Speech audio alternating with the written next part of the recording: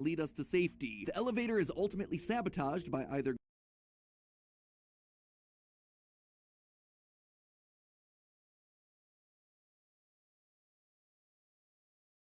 Gregory or the Mimic, unclear who exactly, that's a theory that we're going to talk about later, and we fall into the game's ending with Cassie's fate being questionable at best. Honestly, there is so much happening in this game. True to form, the fanbase is just tying itself into knots arguing over all the little details. Did Gregory actually betray us in the end? What does the word prototype mean on Freddy's foot exactly? And what ending of Security Breach actually led us to this point in the timeline? Well, good news there, loyal theorists. I believe I have at least the first batch of questions answered, and oh boy, if I'm right, this game is drawn from one of the most controversial parts of the lore, while simultaneously setting us up for some massive reveals later this year. So grab your AR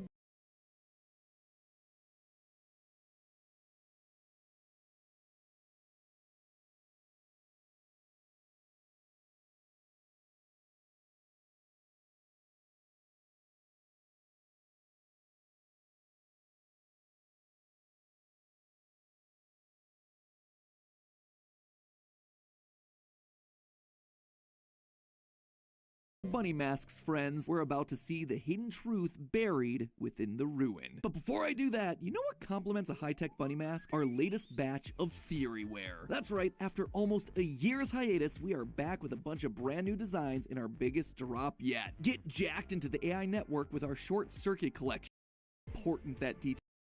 Changing heat activation, except for the giant yellow puffer jacket that has great and look great. So if you want to find out more, the merch shelf is right below this video with a few key items. YouTube shopping is now a thing, so I think you might be able to purchase anything that .com. It's actually a very cool, very fun interactive website now, and as Style Theory always says, keep looking sharp. Now then, back to the digitized walls of the ruin. Let's start with something simple, something that really sets the foundation for the rest of Ruin. Which of the Security Breach endings is canon? Security Breach has had a weird relationship with its endings. Sure, some previous FNAF games have had multiple endings, some have even had upwards of 7, but none has ever been so vague about what the intended ending was. Of Security Breach's 6 potential endings, there were 2 that felt like real contenders for being the canon choice. The so-called true ending, 2-star ending where Gregory goes into the Pizzaplex's basement to fight Burntrap, ending in a collapse of the entire building, and the Princess Quest ending, the only 3-star ending of the game where Freddy's dismantled by staff bots and Gregory defeats the glitch trap virus controlling Vanessa. So now that Ruin's out, which actually happened? Well, we could say with near 100% certainty that it was Princess Quest. You see, Steel Wool did something that I would have never expected. They made the comic book style drawings of all the Security Breach endings into the linchpin of the whole debate.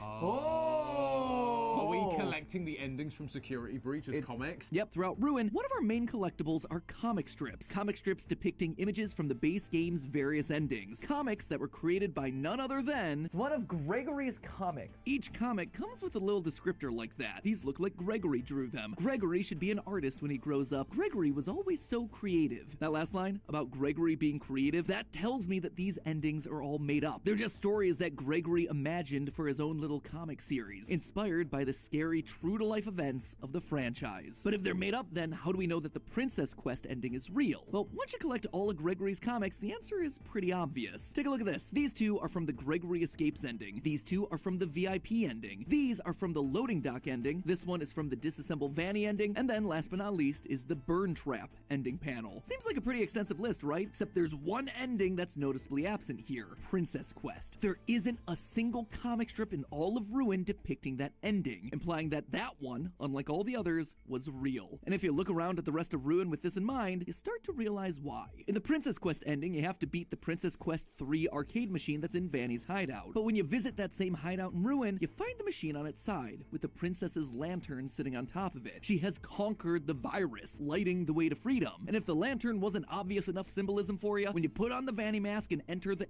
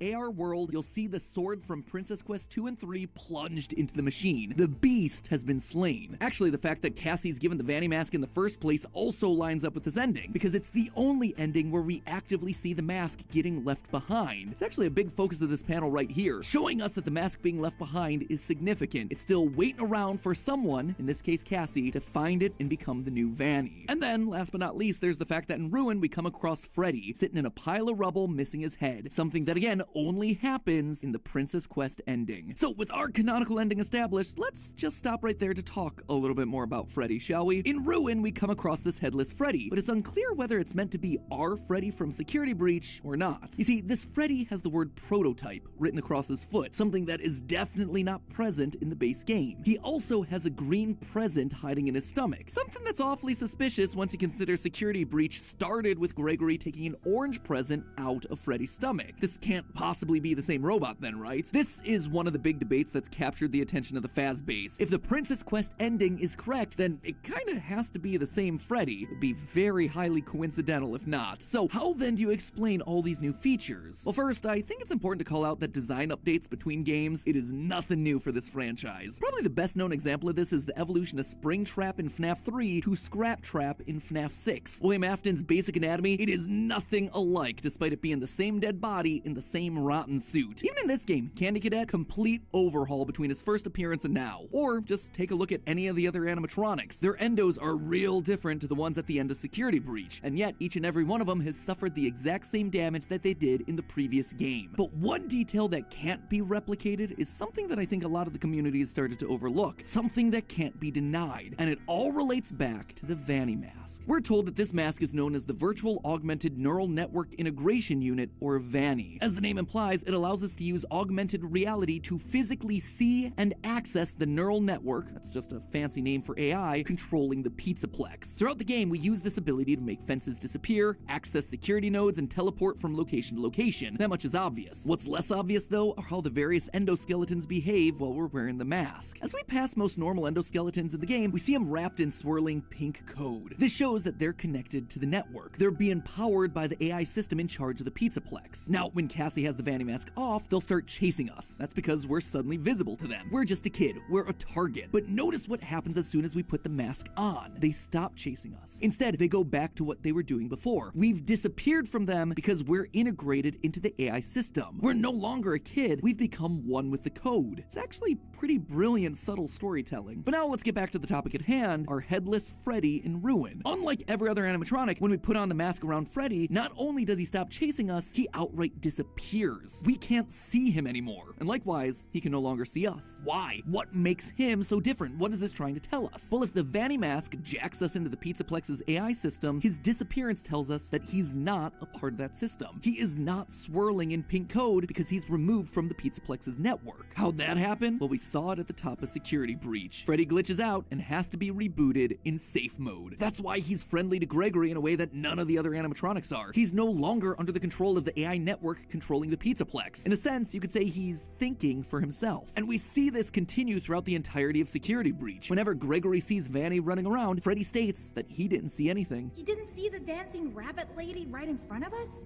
No, I did not. There is no rabbit at the Mega Pizzaplex. Not anymore. Vanny is very clearly real, but she's wearing her mask, thereby making her invisible to the one robot that isn't a part of the wider AI system. That only changes when Freddy is equipped with Roxy's eyes. Roxy's eyes in that game were a part of the AI system, which is why that upgrade suddenly allows Freddy to see things that were formerly invisible to him. He's seeing everything that's a part of the AI network, and that includes Vanny. Vanny, I can see you now. I have new eyes. This one detail is why I feel that ruined Freddy here has to be the same as our best boy from Security Breach. This is a Freddy that has been removed from the system.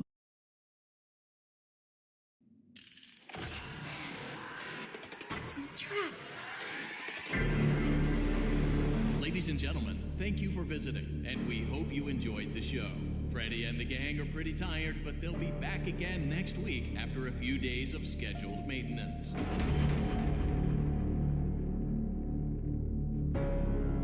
Freddy Fazbear's Mega Pizzaplex is now closed, initiating nighttime protocols. No! Wait, I'm still here! Lights on!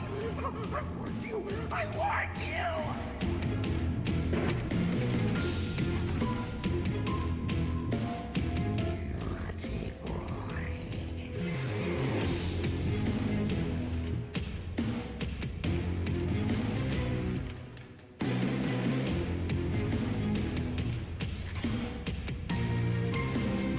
You should be able to escape when the security doors reopen at 6 a.m. Until then, keep moving and try not to draw attention to yourself. If there is another way out, I will help you find it. I promise.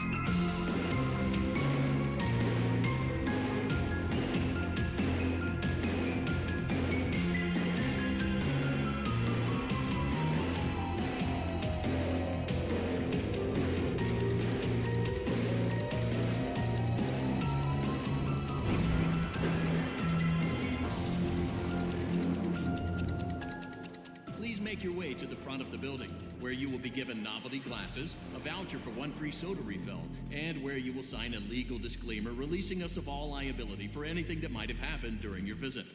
Have an awesome night, and we'll see you again soon. Would you like to take a short survey about your experience?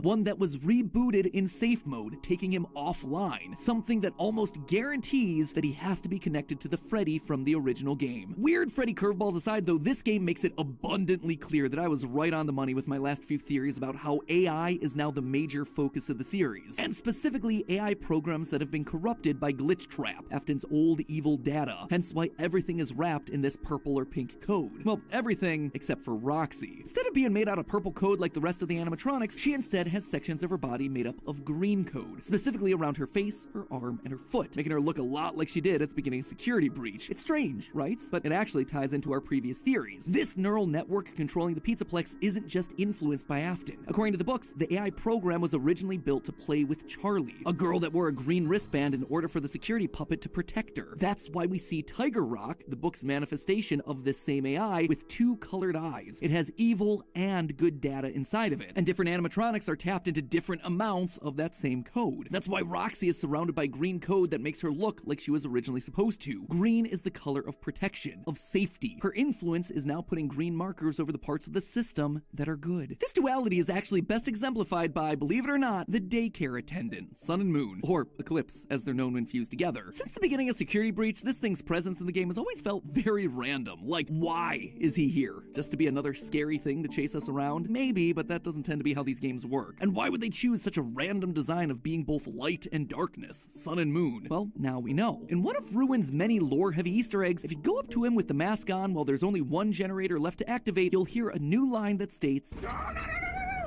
It's not safe yet!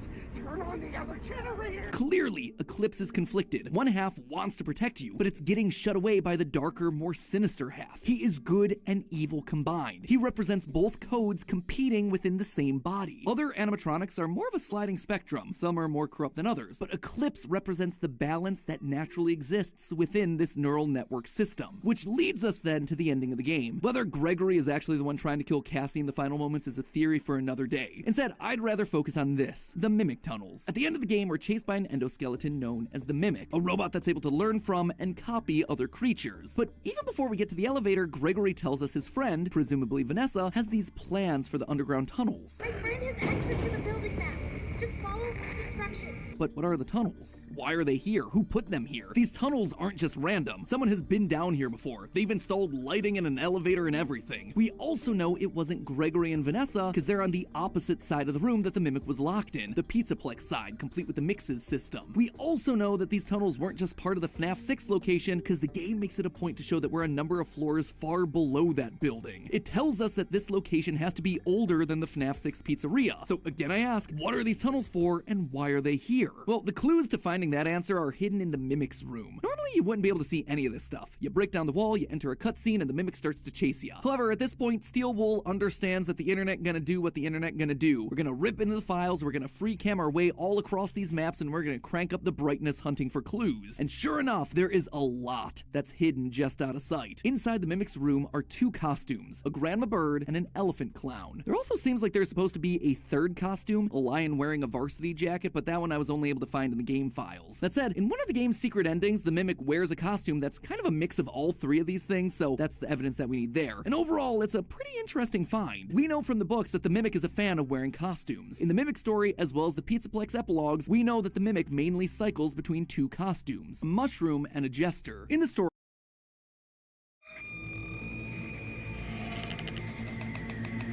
Cassie, I hope you get this message.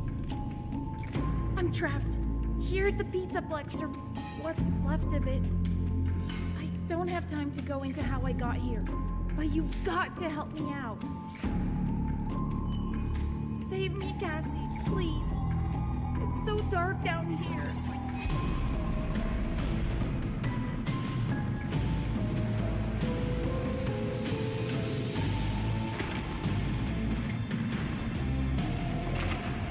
Gregory, run!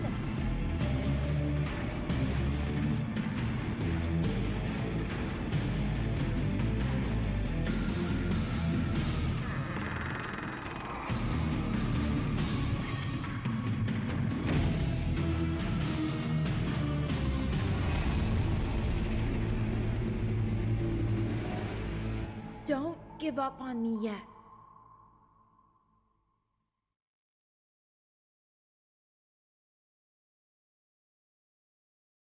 the story, Edwin, our parallel for the game's Henry, was responsible for turning those costumes into animatronics for Fazbear. And that right there, that's an important detail. You see, the books make it clear that those costumes came from a time before Edwin made Chica into the first animatronic. In other words, these off-branded characters like a jester and a mushroom predate practically everything else that we see in the games. They come from a time before the core lineup of characters was officially decided. When Edwin disappears after the death of his son, Fazbear Entertainment goes to his abandoned home and reclaims all of their property.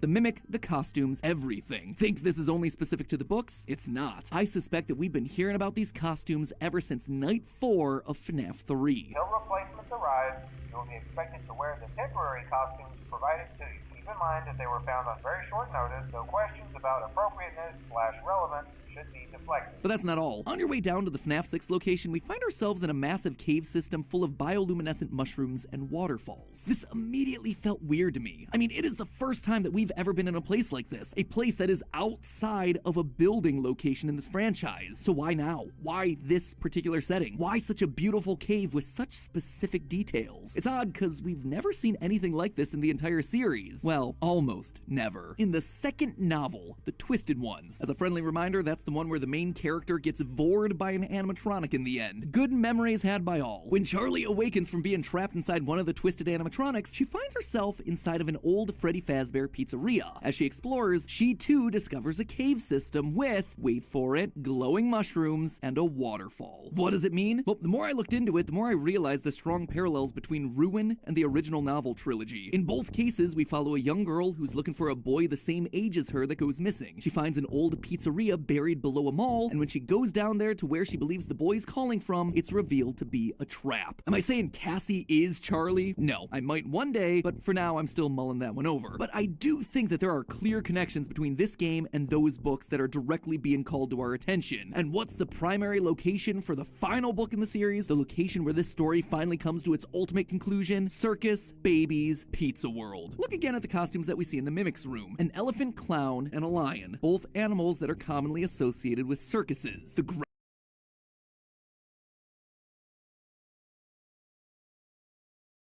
The grandma bird actually looks a lot like a crow to me with its wide yellow beak and its dark blue coloring, which again reminds me of the Disney film Dumbo, another circus-based film that stars crows and an elephant attraction. The elephant is even wearing a clown outfit, for crying out loud. It is practically screaming at us that these costumes were designed to be mascots for circus babies. It's why when they were brought into Fazbear's as backup costumes like Phone Guy said, their relevance was questioned, because Fazbear never had a circus theme or revealed any of these sorts of characters. They were Williams from a long time before. before. But that's not all. Throughout Ruin, there are secret plush baby rooms where the dolls troll you, and a whole suite of plush baby AR collectibles that specifically call out how weird it is that these things are here. This is Fazbear, not circus babies. There is no reason to call out all of these parallels unless it is specifically to call our attention to Circus Baby. These locations are connected somehow. But the final nail in the coffin for me comes thanks to one of the secret endings in the game. After the mimic chases you in costume, you end up in a locked room where you hit a big ol' red button and a claw-like machine comes down from the ceiling, grabs the mimic, and defeats it, at least for now. And what's that ending called in the game files? The scooper ending. This thing right here, it is a scoop. And where's the only other place that we've ever seen a scoop used? Circus Babies, an underground bunker that you can only access via an elevator. Oh wait, that describes exactly where we are. Now, remind me again what game is coming out later this year? One that has a trailer starting in the sister location elevator? One where we see a very familiar security panel from Ruin down in the bottom right corner. Help Wanted 2, the second VR game. The Mimic has been around much, much longer than any of us suspected, and we're gonna find out more about him in the next VR installment coming this winter. This has all sorts of implications. For one, the parallels between the Mimic and Ennard